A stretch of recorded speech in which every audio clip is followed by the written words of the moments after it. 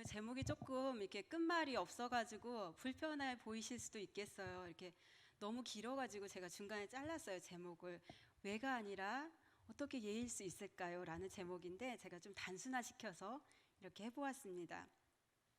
여러분 가끔 텔레비전 프로그램에서 뭐 이렇게 과학 실험하는 프로그램이라든지 그런 데 보면은 소리로 유리컵을 깨거나 그런 것들을 실험을 하는 게 나올 거예요. 오늘 이 여리고성은 소리 질러 가지고 무너졌던 그런 대표적인 성이에요. 신앙생활을 어느 정도 해본 분들은 여리고성 해가지고 웬만큼은 다 아는 그 본문의 이야기를 오늘 저와 여러분들이 함께 읽었습니다. 오늘 이 말씀을 보면서 어떻게 왜가 아니라 예로 순종을 할 수 있을까? 그럴 때 어떤 일들이 일어났는가? 그 말씀을 한번 살펴보기를 원합니다. 40년이라는 그 세월 속에서 이스라엘 백성들이 이제 광야 훈련이 끝나고 요단강을 건너서 드디어 어디에 들어왔을까요? 가나안 땅에 들어왔어요. 그런데 그 가나안 땅 들어와서 처음 만난 장애물이 바로 만만치 않은 여리고성이라는 것이었어요. 여리고성을 피해가기도 어렵고 여리고성을 반드시 좀 극복을 하고 한마디로 취하고 넘어가야 되는 그러한 성이었어요. 이 여리고성의 모습에 대해서 오늘 성경에서는 아주 간단하게 묘사를 합니다. 우리 1절을 같이 여기 화면을 보시고 현대인의 성경으로 한번 읽어보도록 하겠습니다. 시작. 여리고성에 사는 사람들은 이스라엘 백성을 두려워하여 성문을 굳게 닫고 일체 출입을 금하였다. 자, 여러분 생각을 해볼까요? 한번. 이스라엘 백성들이 여리고성 앞에 왔다는 것을 여리고성 주민들은 알았겠어요? 몰랐겠어요? 몰라서 출입을 안 한 게 아니라 지금 이 분위기가 묘하게 돌아가고 있는 거예요. 40년을 떠돌던 그 이스라엘 백성이라는 사람들이 이제 드디어 요단강 건너서 왔는데 우리 성 코앞에 왔다더라. 근데 이 사람들은 사실은 무기도 없어요. 이스라엘 백성들은. 그쵸? 광야에서 헤매다가 왔기 때문에. 그런데 성문은 다 닫혀 있는 거예요. 사람도 아무도 출입하지 않는 거예요. 우리가 여리고성을 보진 않았지만 사극에서 성을 우리는 봤어요. 그쵸? 한양 도성 해가지고 막 출입하는데 그거 다 통제를 하고 하는 모습을 드라마에서 보셨을 거예요. 그 모습을 생각해 보시면 돼요. 다쳤다라는 것을 2번이나 거듭해서 강조를 합니다. 즉 전투를 해야 되는데 지금 여리고성의 모습이 나오죠. 전투를 해야 하는데 전혀 전투할 만한 상황이 안 되는 거예요. 누가 나와야 싸움을 하죠. 뭔 문이 열려야 싸움을 하죠. 사실은 이렇게 보면 어떻게 실감이 잘 안 나죠. 지금 성벽을 이렇게 두르는 걸 자세히 보시면은 2겹으로 되어 있어요. 그렇죠? 겉에하고 그 안에. 겉에는 돌로 만든 벽이고요. 그 안쪽 내벽은 흙으로 만든 벽이에요. 그러니까 이 사이에가 지금 되게 좁아 보이는데 사실은 몇 미터 간격이 있어요. 그 간격도 이렇게 경사가 져가지고 한마디로 굉장히 요새화된 성인 거예요. 적이 침입을 했어도 처음에 벽을 뚫었어도 그 다음 벽을 뚫기가 쉽지 않은 거예요. 한 35도 각도가 기울어져 있으니까 기어 올라가야 되는 그런 성인 거예요. 그만큼 굉장히 요새화된 성인데 이 성에 출입하는 자가 없더라. 서로가 지금 분위기가 만만치 않은 그런 상황이에요. 평생 광야에서 살았던 이스라엘 백성들이 한 번도 만나본 적이 없는 어떤 아주 견고한 성을 만나게 된 것입니다. 사실 이 여리고라는 것은 현실에 아주 거대한 벽이었어요. 믿음으로 이제 출애굽해서 광야에서 하나님의 손에 믿음의 훈련을 받고 가나안 땅이라는 곳에 들어가서 이제 믿음의 싸움을 싸우는데 그 첫 단추가 게임이 안 되는 싸움을 하게 되는 거예요.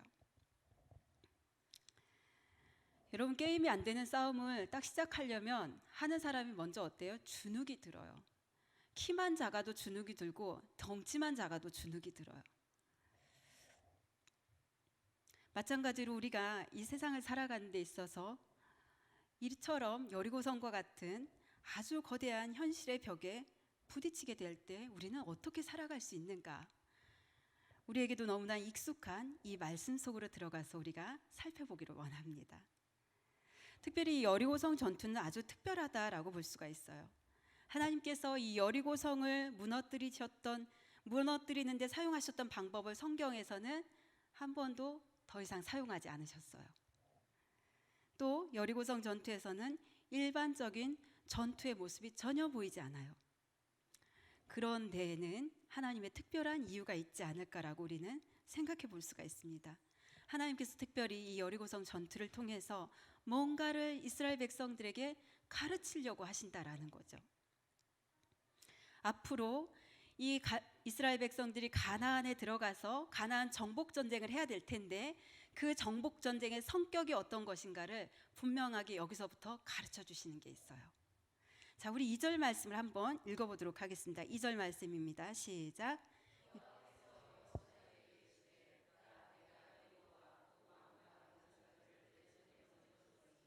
전쟁을 시작하기도 전인데 하나님께서 뭐라고 말씀하세요? 이 전쟁에서 너희가 할 게 없어. 한마디로 그 얘기예요. 너희는 할 게 아무것도 없어. 내가 다 싸울 거야. 내가 다 할 거니까 너희들은 그냥 승리를 받기만 하면 돼. 이런 말이에요. 쉽게 말해서 싸우는 건 나 하나로 좋게. 너네는 내가 시키는 대로 매일매일 성을 돌다가 7번째는 7바퀴 돌다가 내가 하는 대로 크게 소리만 지르면은 이 성을 차지할 수 있어. 자, 여러분들 이 말을 들었을 때 어떤 느낌이 드세요? 결론을 모른다라고 생각하시면 쉽게 납득이 되시나요?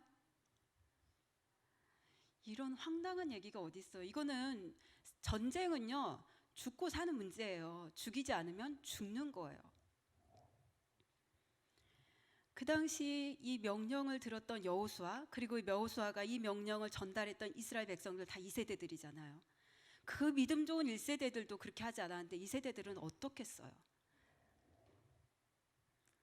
요즘에 그 대기업의 그 임원들 사이에서 3요, 3요라는 게 회자가 된다 그래요. 그게 뭐냐 하면은 요즘 세대를 MZ세대라고 하잖아요. 그래서 뭐 일을 시키면 그렇게 얘기한대요. 상사가 업무를 지시를 하면 이걸요? 이렇게 얘기를 한대요. 이걸요? 그 얘기는 뭐예요? 이거 왜 내가 해야 되냐 이거예요. 그 다음에 또 한 번 더 한대요. 제가요? 그 다음에 또 하나 더. 왜요? 이렇게. 결국 이거 하고 싶다는 얘기예요? 안 하고 싶다는 얘기예요? 이걸 왜 굳이 지금 내가 해야 되냐 그 얘기예요. 그런데 거기에다 요새는 2개를 더 붙인대요. 근데요? 몰라요. 아주 당당하게 얘기를 한대요. 그래서 X세대라고 했던 40대들이 지금 MZ세대들이 이렇게 얘기를 하면은 아무 소리도 못 한대요. 근데 이스라엘 백성들이 불평, 불만의 아주 대명사였는데 이 여리고성 전투에서 보면은 여호수아가 하나님께 말씀을 받고 또 여호수아가 이스라엘 백성들에게 이 명령을 전했을 때 이스라엘 백성들이 어떻게 했을까요? 아무 말도 안 했어요. 여기 본문에 보면 나와요. 정말요? 우리가요? 진짜요? 이렇게 하라고요? 이런 말을 아무도 하지 않았어요. 아무 의견도 내지 않았어요. 전 이 부분이 너무너무 신기해요. 사람이 쉽게 변하는 게 아닌데 어떻게 이렇게 한 말도 안 할 수가 있었을까? 속으로만 말한 것일까? 그럴 수도 있잖아요. 집사람 어떻게 생각해? 지금 여호수아가 하는 말이 이게 맞다고 생각해? 나갈겨 내일? 이런 얘기 안 하겠어요? 근데 성경을 보면은 성경 기자는 그 부분에 대해서 언급을 하지 않아요.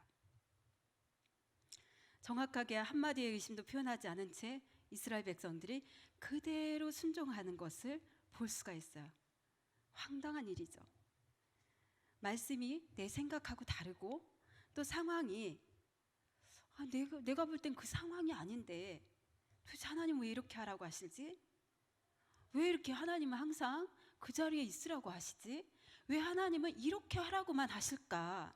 내가 머릿속에 생각한 방식이 있는데 과연 왜가 아니라 어떻게 하면 이스라엘 백성들처럼 이렇게 우리가 예하는 삶을 살 수 있을까? 결국 예하고 순종했을 때 이 거대한 성이 무너졌기 때문에 우리가 그 비결을 한번 배워보길 원해요. 그 첫 번째는 여리고성 전투의 본질을 알았다라는 거예요. 더 쉽게 말하면 이 전쟁이 어떤 전쟁인가를 알았다라는 거예요. 여리고성 전투는 이스라엘 백성과 여리고 성에 살고 있던 가나안 족속의 전투가 결코 아니었다라는 거예요. 이것은 한마디로 얘기해서 여호와 하나님께서 가나안 거민들한테 하시는 선전포고였다라는 거예요. 하나님의 전쟁이다라는 거예요. 그럼 그것을 어디에서 알 수 있느냐? 우리가 말씀을 길게 읽었는데 거기에 보면은 일정한 숫자가 반복되는 게 있어요. 그 숫자가 뭘까요? 1에서 10 사이에 있어요. 그냥 좋은 걸 막 맞춰보세요. 7이에요. 맞아요. 7은 동서고금을 막론하고 좋아하는데 특별히 유대인들에게 있어서 이 숫자 7은요 여호와 하나님을 의미해요. 숫자 7의 반복이에요. 일곱 제사장, 일곱 나팔, 제7일째 일곱 번째 날 계속해서 하나님이 왜 그런 게 있잖아요. 우리가 뭔가 사인이 있어, 뭔가 암시가 있어 이런 게 있잖아요. 하나님이 하나님의 전투 방식을 얘기를 하면서 이건 너희들의 전투가 아니라 나의 전투가 될 거야. 이거는 결코 너희가 할 수 있는 게 아니야. 내가 하는 거야. 또 두 번째 힌트가 있어요. 이스라엘 백성들의 무장 상태예요. 여러분 전쟁을 하려면 갑옷을 입어야겠고 무기를 가지고 있어야 되는데 또 군인들 싸움을 잘하는 사람이 앞에 서야겠죠. 우리 그 줄다리기 맞죠? 양편으로 힘을 해가지고 하는 거. 그럴 때 딱 줄이 이렇게 있으면 줄 맨 앞에 서는 사람들은 누가 서요? 힘 센 사람이 쓰죠. 여기에 몸이 너무 연약한 사람이 쓰면 어때요? 딸려가요. 그 사람 좀 뒤로 서야 돼요. 그 전략이 있잖아요. 근데 그 앞에다가 누구를 세우는 거예요? 제사장을 세우고 그 다음에 제사장한테 양각 나팔을 불게 하고 그 다음에 언약궤를 따르게 하고 말이 안 되는 싸움 배치도를 만드는 거예요. 이건 전투 준비가 아니라 봐라 내가 직접 싸우겠다 하는 거예요. 하나님 자신이 전투를 특히 하나님이 이번에 어떻게 전투를 하는지 보여주시면서 이걸 시작하고 진행하고 결국에는 이 전투가 내가 이길 건데 너희 이스라엘 백성들이 이 영광스러운 전투에 참여할 거냐라고 묻는 거예요. 이 승리에 너희들이 참여할 거냐라고 묻는 거예요.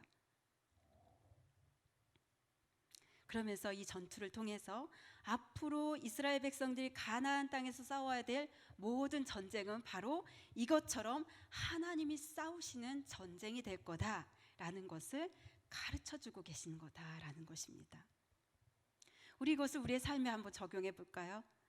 우리가 하나님을 모르고 하나님의 메시지를 모르고 하나님이 우리를 움직여 가시고 우리를 승리하게 하는 방식을 이해하지 못한다면 우리는 매일의 삶에서 이길 수 없을 것입니다. 이것이 세상에서 우리가 살아갈 때 영적으로 깨어있는 삶을 살아야 되는 아주 중요한 이유가 되는 것입니다. 우리는 내가 세상과 싸운다라고 생각해요. 거대한 여리고성을 향해서 저것처럼 변하지 않고 이것처럼 힘드는 내 마음을 부여잡고 있는 이 거대한 성을 내가 무너뜨려야 된다라고 생각하고 내가 그 방법을 찾고 내 머리를 굴리고 내가 능력을 갖춰야 되고 내가 조건을 갖춰야 되고 그래서 그게 먼저가 돼야 된다라고 생각하는데 하나님은 오늘 말씀을 통해서 아니다. 그것은 네가 해결할 수 있는 게 아니라 내가 해결할 수 있다라고 말씀하십니다. 그래서 너는 내게서 듣고 내게서 보고 내가 내게 명령하는 방법으로 이 싸움을 싸우라고 말씀하시는 겁니다.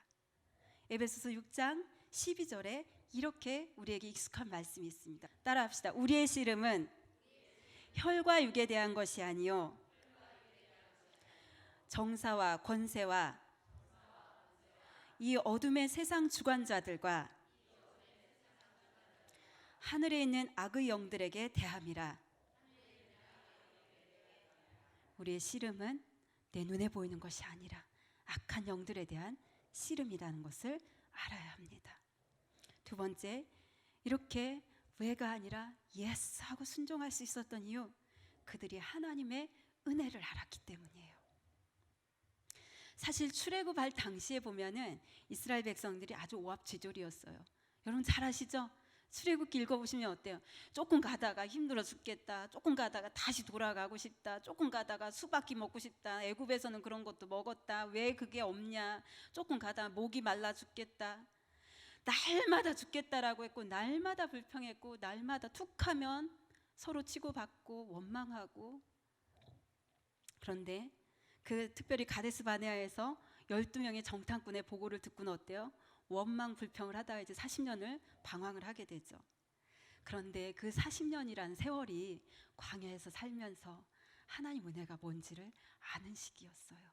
물론 이렇게 말씀드린다 해서 하나님이 야, 너 겪어봐라 하고선 40년을 막 그냥 뺑뺑이를 일부러 돌리려고 했다라는 게 아니라, 사실은 돌아보니 그 이스라엘 백성들도 자기들의 삶들을 돌아보니 그것이 하나님의 은혜였구나라는 것을 아는 시간이었다라는 것입니다. 그 증거가 있죠. 광야라는 곳, 우리는 사실 광야를 잘 알지 못해요. 조그만 사막도 없는 나라이기 때문에.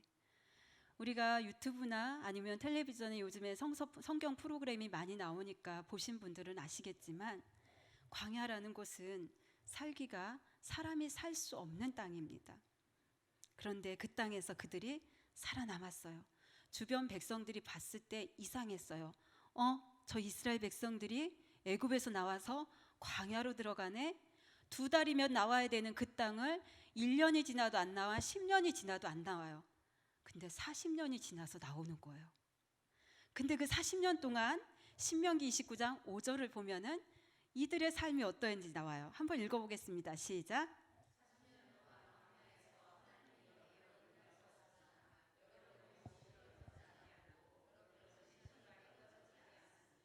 네, 도무지 살 수 없는 그 땅에서 살아남았고, 또 먹을 것을 먹었어요. 만나와 메추라기를 먹었고, 목이 마를 때 반석에서 흘러나오는 물도 마실 수 있었고, 뜨거울 때는 구름 기둥, 추울 때는 불 기둥, 그리고 그들의 신발과 옷이 하나도 낡지 않았다라는 거예요. 저는 그게 참 신기해요. 그때 처음 그럼 신고 나왔을 때 그 신 그대로인가? 아니면 어느 정도 닳았을까? 어떻게 헤어지지 않을 수가 있지? 이런 생각이 들어요. 그들은 하나님의 은혜를 처음엔 생각할 수 없었지만 그 40년의 세월을 돌아보니 날마다 먹고 입고 움직이고 살아가는 내내 그것이 하나님의 은혜였구나라는 것을 알 수 있었다는 것이죠. 어떤 분은 그래요. 내가 뭐가 감사해서 이번에 뭐를 예물을 드려요. 감사해서 떡을 했어요. 여러분, 그게 세상 사람들 말로 이해가 될 것 같아요? 감사해서 교회 청소를 해요. 감사해서 누구를 도와줘요. 상식적으로 이해가 안 되는 일들을 우리 많은 그리스도인들은 합니다. 왜? 그게 은혜인 줄 알기 때문에. 그래서 우리 주일에 자주 떡을 먹잖아요. 그렇죠? 세상 사람들은 그걸 보고 뭐라고 하겠어요? 네가 잘해서 그렇게 된 거지. 네 딸이 열심히 해서 취직을 한 거지. 이렇게 생각하죠. 그러나 하나님의 은혜를 아는 저희들은 어떻게 생각해요? 그것이 하나님의 은혜다라고 고백하죠. 누구나 광야의 시간이 있을 수 있어요. 또 현재 진행형일 수 있어요.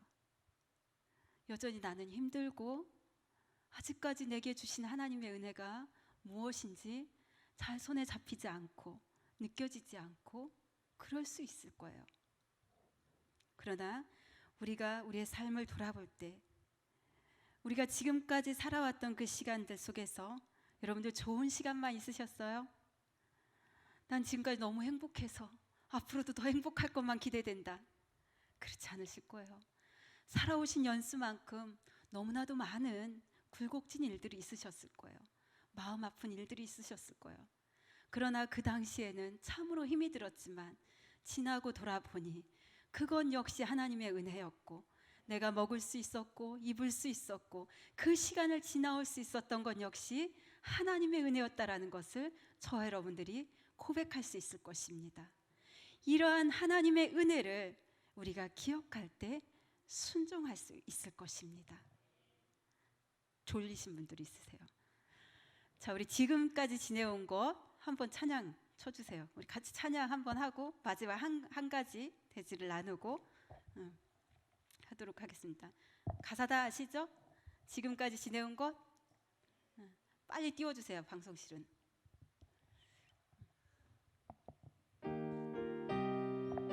여러분들 눈을 감고 아시는 분들은 지난날의 은혜들을 생각하면서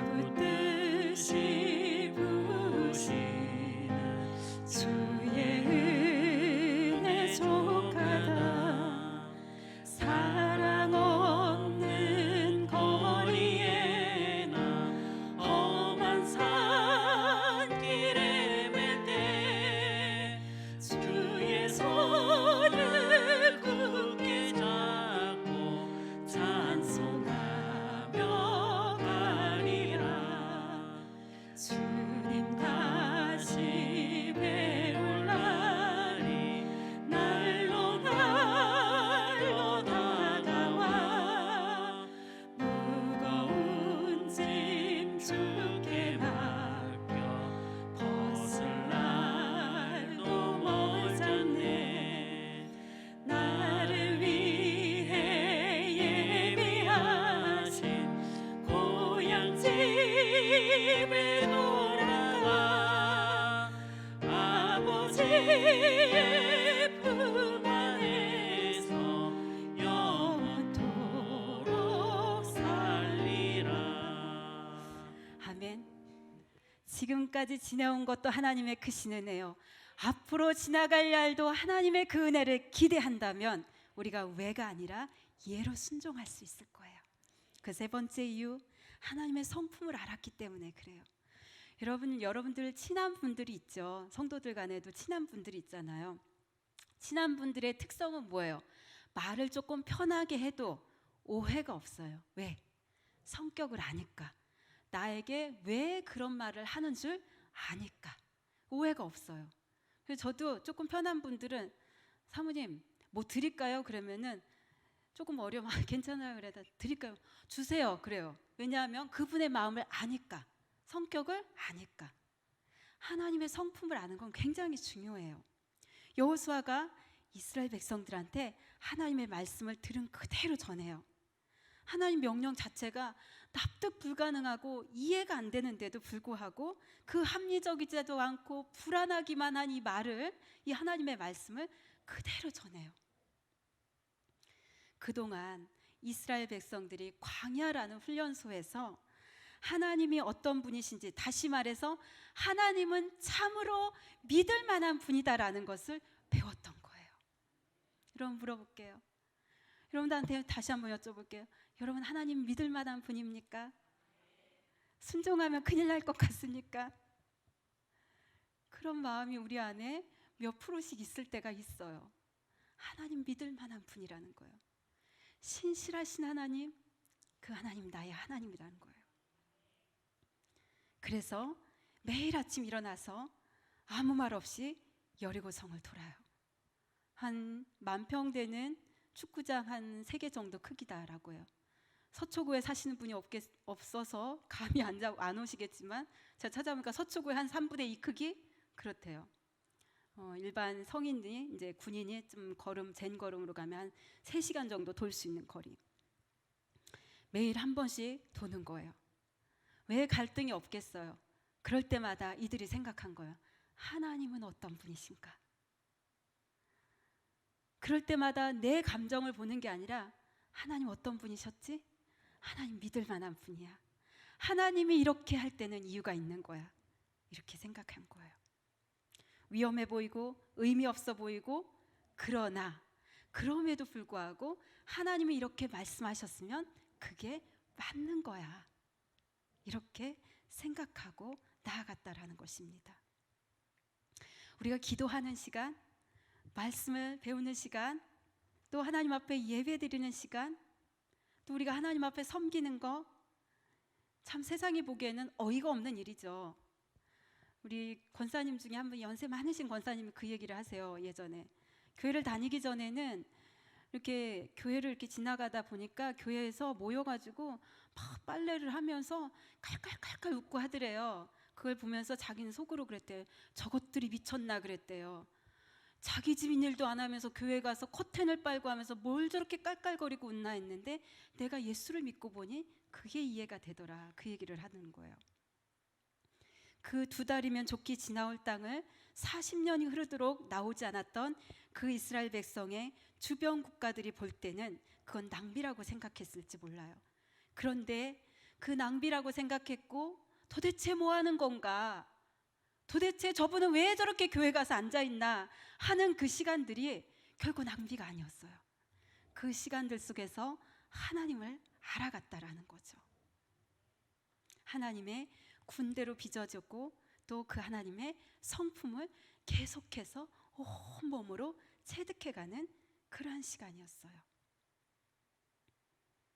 어제 우리가 성경 암송 클럽을, 여러분 화요일은 클럽 가는 날이다 생각하고 오시기 바랍니다. 나이트클럽 안 가보신 분들 많으실 것 같은데 화요일날 선화교회 클럽으로 오시기 바랍니다. 1시간이 어떻게 짧아가지고 감당이 안 돼요. 너무 짧아가지고. 월요일날 아니 주일날 오지 수요일날도 오는데 그 사이 또 화요일까지 와가지고 암송도 하라고 하지. 오늘 어떤 권사님이랑 통화했더니 버스에 가면서도 암송하고 계속 그러셨다고 하더라고요. 여러분 그게 낭비일 것 같아요? 안 믿는 사람이 보기에는 저게 미쳤지 이런 생각이 들죠. 근데 낭비가 아니었다라는 거예요. 이렇게 하나님의 성품을 몸과 마음과 영혼으로 다 체득한 이스라엘 백성들이 이제 그 마지막 전투의 장면을 우리가 한번 마음을 다해서 살펴보기 원합니다. 우리 20절 한번 읽어보겠습니다. 20절입니다. 시작.